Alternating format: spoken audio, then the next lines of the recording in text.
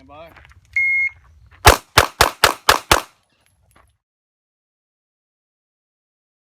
Stand by. Insane.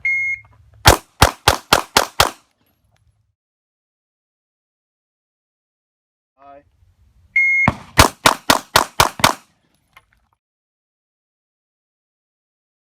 Aye.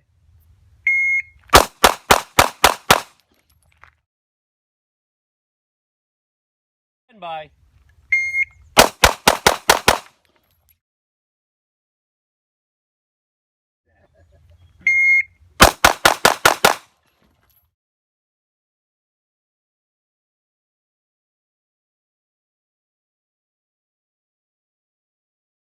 I use the Glock mag with the little pinky extension and then the extended shield magazine.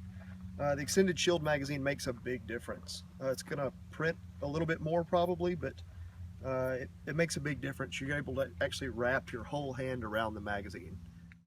I still like the Shield, but this was pretty fun to shoot. Out of the box, I really like this 43. Both were really good. I mean, the results speak for themselves. Exact same time, exact same hits. So I take either one.